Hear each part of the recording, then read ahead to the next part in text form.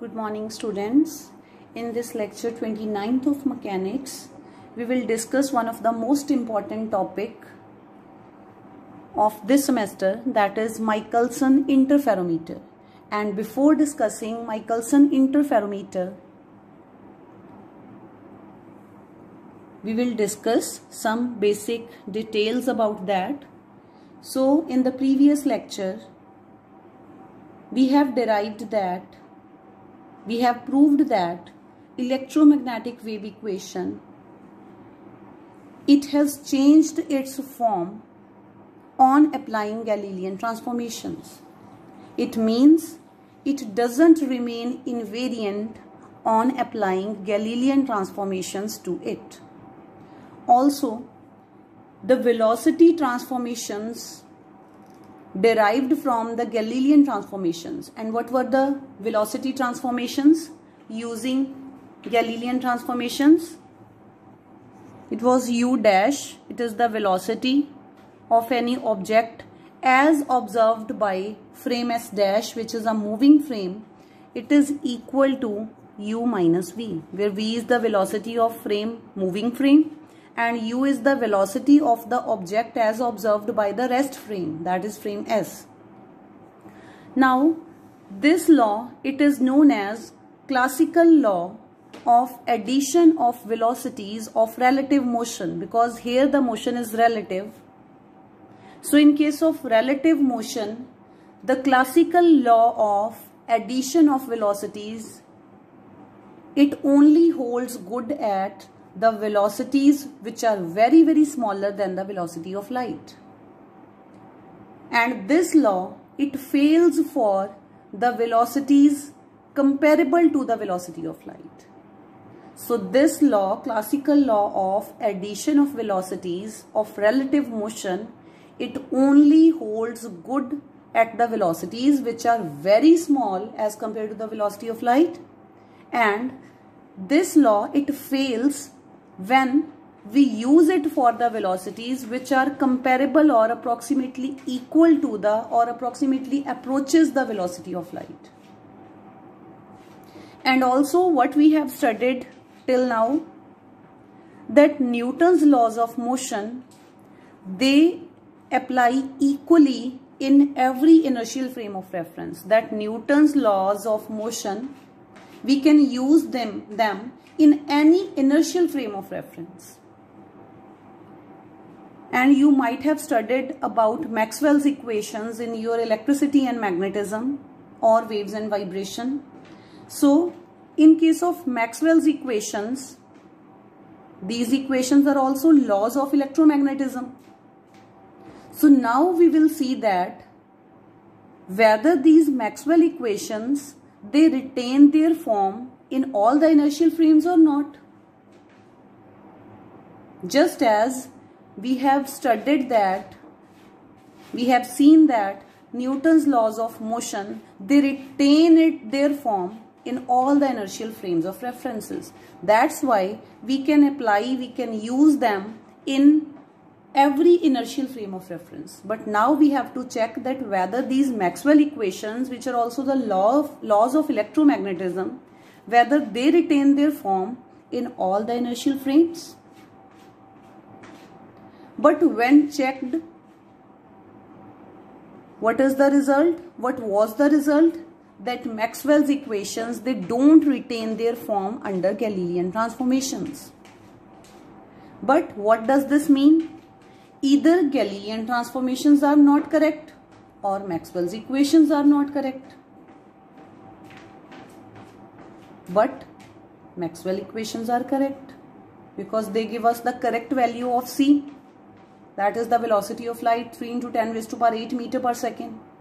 So what does this mean? If Maxwell equations, they don't retain their form under Galilean transformations, this means that in different inertial frame, they will change their form. For one inertial frame, Maxwell equation will be different. For the other, it will be different. For the other, it will be different. Just like Newton's laws of motion, they remain same in all the inertial frames. But Maxwell equations on applying Galilean transformations, they are different for different inertial frames. But when checked experimentally and according to that experimental evidence, these laws of electromagnetism, they were same in different inertial frames. They don't undergo any change, or they don't change their form in different inertial frames. Then where lies the problem? It means we have to change the Galilean transformations for the velocities comparable to the velocity of light.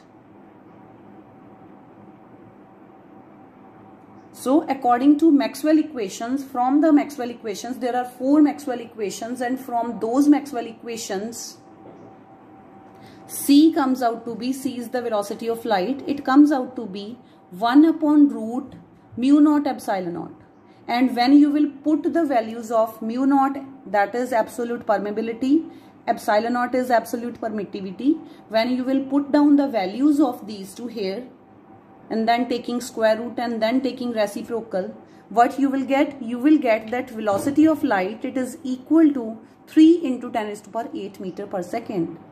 Now we know that this is absolute permittivity, this is absolute permeability. So both of these quantities are absolute. Means these are standard values. These two values, they don't depend upon anything else. These two values are not relative to any other value. These are absolute values. So from this expression we are calculating, according to Maxwell equations, we are calculating the value of C. It means the value of C is also an absolute quantity. From this equation, C also appears to be an absolute quantity. Means it will not depend upon the frame.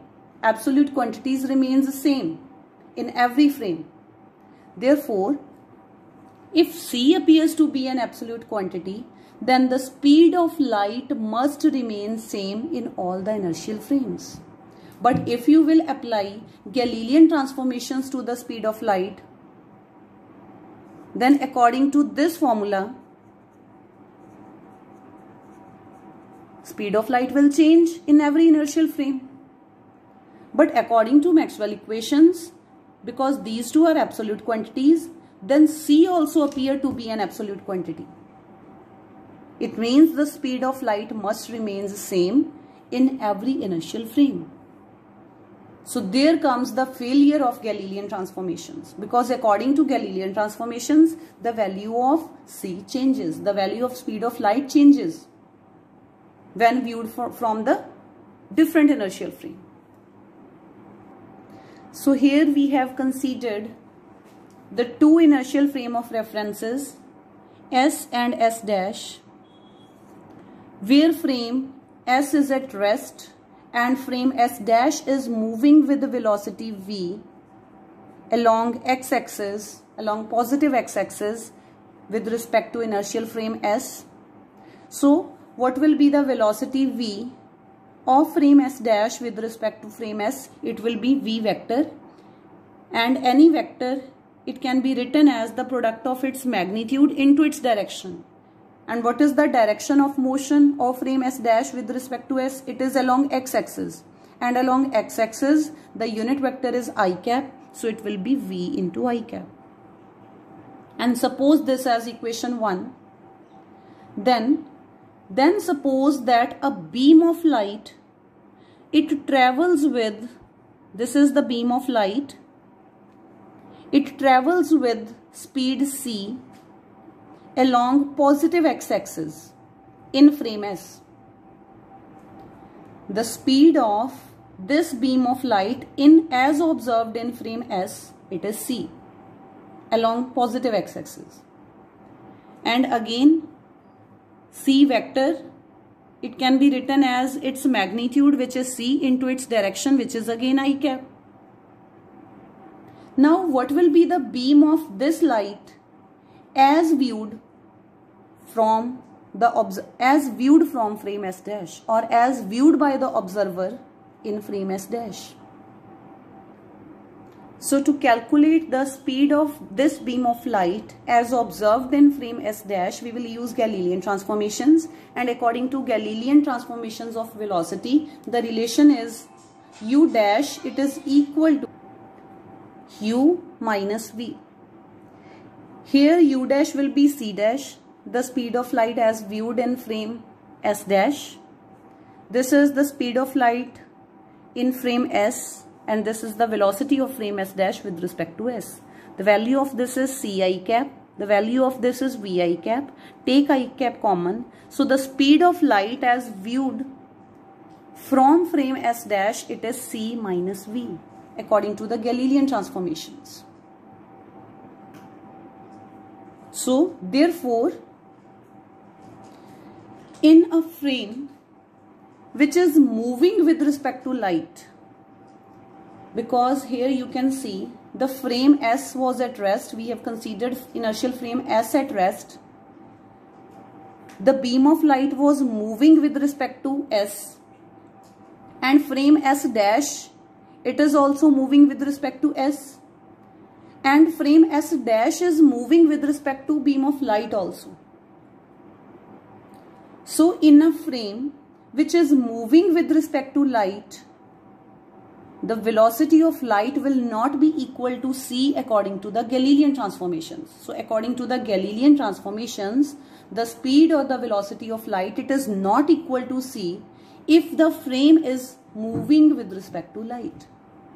And what does this mean? It means, according to the Galilean transformations, the speed of light will have different value in different frames, or speed of light, it depends upon the state of inertial observer, means in which frame the observer lies or in which frame the observer is located.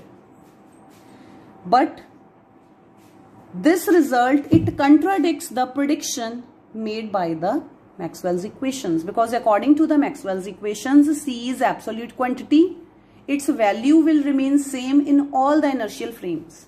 And according to the Galilean transformations, the value of c, it depends upon the location of the observer, that in which frame observer lies, or speed of light is different in different inertial frames of references according to Galilean transformations.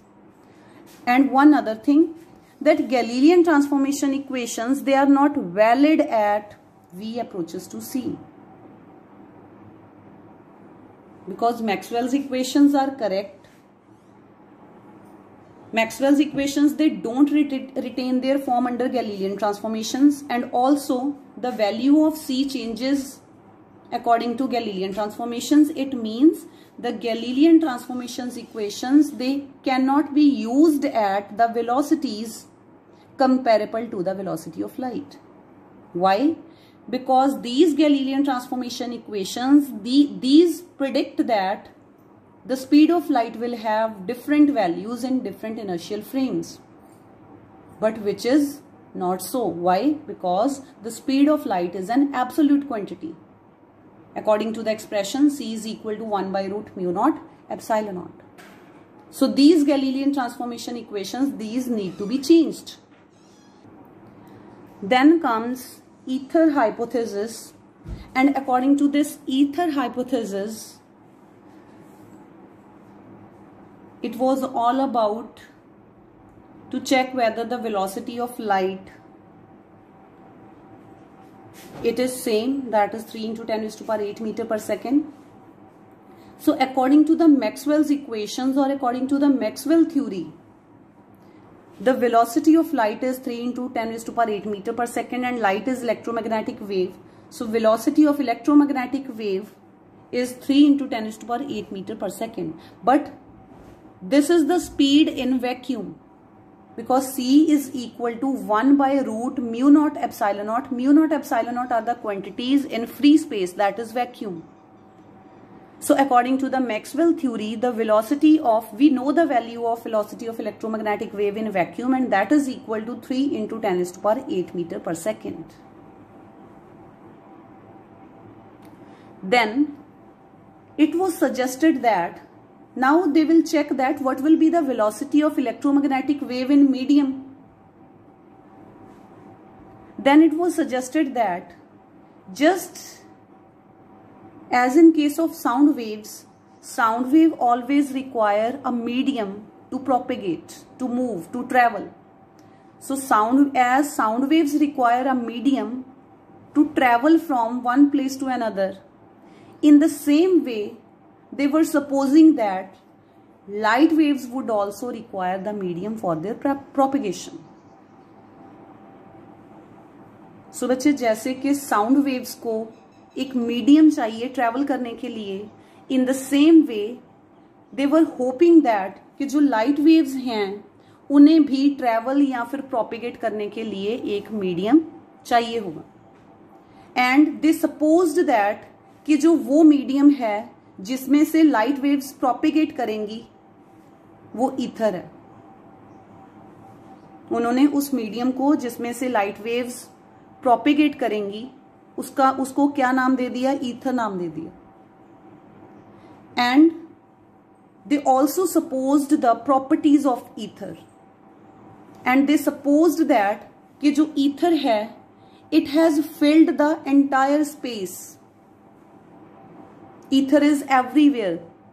They supposed that ether is everywhere. It has filled the entire space. And what is the property of this medium ether? That it is highly elastic and massless. And what were the assumptions related to this ether? And why it is known as ether hypothesis? Because there is no experimental evidence of this ether. They had just supposed this, that just as in case of sound waves they require a medium for their propagation, in the same way light waves would also propagate or travel if they have some medium to travel through. And they have named that medium as ether, and they said that this ether, it has filled the entire space. And along with that there were two assumptions, and those two assumptions were that the velocity of light, it would remain equal to c if you are viewing this from a frame that is known as ether frame. And what is this ether frame? It is the coordinate system attached to the medium ether. They have supposed that there is coordinate system in this ether, and in that the velocity of light will be c. And as they have supposed that ether is everywhere, so the velocity of light will always be equal to c in all the directions relative to this ether frame. So this is according to the Maxwell's theory, that speed of light, it will remain c in every frame. So as ether is everywhere, so relative to this ether, the velocity of light, it will remain c in all the directions. Now we also know that Earth is revolving around the sun, and if ether is everywhere, then to revolve around the sun, Earth has to move through the ether. As अर्थ जो है वो सन के around revolve कर रही है, and अगर ether जो है वो एवरीवेयर प्रेजेंट है, तो जो अर्थ है वो अपनी रेवोल्यूशन के लिए ईथर में से पास कर रही है, ईथर में से ट्रेवल कर रही है. इट मीन्स जो अर्थ की वेलोसिटी भी जो है वो भी किसके विद रिस्पेक्ट टू होगी? ईथर के विद रिस्पेक्ट टू, बिकॉज अगर ईथर जो है वो मीडियम है. So that is why we have supposed that every velocity with respect to the ether medium. So अगर अर्थ ईथर में से मूव कर रही है जब वो सन के अराउंड रिवॉल्व कर रही है, सो उस अर्थ की भी कोई वेलोसिटी होगी with respect to ether, and suppose that velocity is v. So v vector is supposed to be the velocity of earth with respect to ether, that is with respect to ether frame or with respect to ether medium. Similarly, जो light है वो भी किस में से cross कर रही है? Ether में से, because ether is the medium. They have supposed that for the propagation of light. So जो light की velocity भी होगी वो भी किसके with respect to होगी? Ether के. And what is the velocity of light with respect to ether? In the two assumptions, they have supposed that it is c. अब अर्थ और लाइट दोनों की एक दूसरे के विद रिस्पेक्ट टू भी कोई वेलोसिटी होगी. अर्थ जो है ईथर के with respect to v velocity से मूव कर रही है. लाइट जो है वो भी ईथर के with respect to c velocity से मूव कर रही है. तो what will be the velocity of light with respect to earth? Suppose that is c dash. And वो सिंपल अगर आप रिलेटिविस्टिक वेलोसिटी के, रिलेटिव वेलोसिटी के, रिलेटिव मोशन के अगर फॉर्मूलाज अप्लाई करो तो वो c डैश की वैल्यू क्या होगी? It will be c minus v. And what will be the c dash? It will be the speed of light as measured from earth. And यहां पे आपको v वेक्टर आ रहा है. It means the value of the c dash, it will depend upon the direction of v. And what is v? It is the velocity of earth with respect to ether. So to calculate the speed of light with respect to earth, first we already know the value of c. But to calculate the speed of light with respect to earth, we need to find the velocity of earth with respect to ether. So if we will be able to find this velocity of earth with respect to ether, then we can ultimately find this value c dash, that is the speed of light with respect to earth. So to calculate this, first they have determined the velocity of earth with respect to ether, or you can say that to detect the relative motion of earth and ether, Michelson-Morley, there were two persons, Michelson and Morley. They have performed an experiment in 1887 using Michelson interferometer, and that experiment is known as Michelson-Morley experiment. So what was the main aim of this Michelson-Morley experiment performed by Michelson and Morley? To detect the motion of earth through ether, or to detect the relative motion between earth and ether, so that to find the value of velocity of earth with respect to ether, ultimately with the aim of calculating the speed of light with respect to earth. Then there is one more concept, that is of ether wind. So this is the expression. This is the velocity of light with respect to earth, velocity of light with respect to ether. This v is the velocity of earth through ether. And this expression, you can also understand this in a way as earth is moving through ether with the velocity v. It means because of the ether drag, or because the earth is moving through the medium ether, so that medium, it will provide equal and opposite force, or because of that opposite force is known as ether wind. Just as in case of a person, if a person, he or she is moving in any particular direction, then from the opposite direction he or she will feel air or wind. If the person is moving with velocity v or is running with velocity v, then air or wind will be felt by him with the velocity minus v, because in the opposite direction. So if earth is moving through ether with velocity v, then earth will feel ether wind of velocity minus v. So then what will be the velocity of light as observed from Earth. It will be the superimposition of the speed of light with respect to ether and the ether wind. Now in the next lecture, we will study that what this Michelson-Morley experiment is all about.